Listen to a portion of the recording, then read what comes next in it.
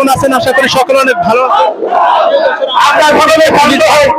Police barricade দিয়ে আমাদের মিছিলকে এখানে ক্ষান্ত করে দিয়েছে, এখানে আমাদের মিছিলকে শেষ করে দিয়েছেন। আপনারা দেখতেছেন, ভেঙে দাও, ঘুরিয়ে দাও।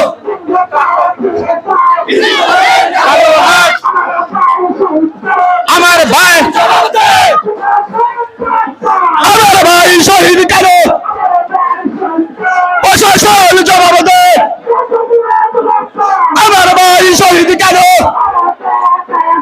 Direct action, direct action.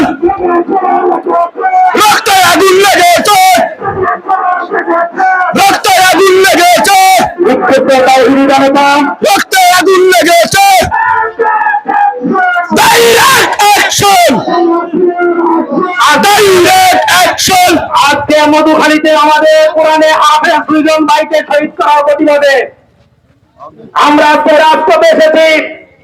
এই দেশে শতকরা 90% মুসলমানের দেশে হিন্দুদের দ্বারা 7 ঘন্টা নির্যাতন করে হত্যা করবো, আমরা মিছিল করবো, এটা আমরা কল্পনা আনতে পারি নাই।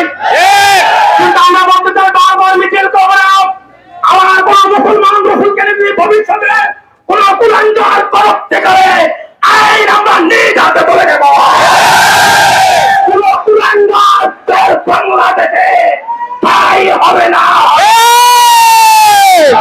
এই জন্য আমাদের দেশে আজ গভীর ষড়যন্ত্র চলতেছে। এই জন্য আমরা মুসলমান গজয় হিন্দের জামামা বেঁধে উঠেছে।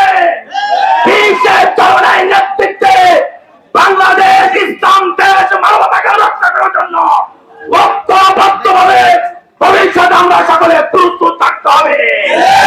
এই দেশ রক্ষা করার জন্য পুরুষে কাপড়ের কাপড় পরে ময়দানে চাপিয়ে মারবো। হিন্দুরাকে তুলে দেব না, দেব না, দেব না।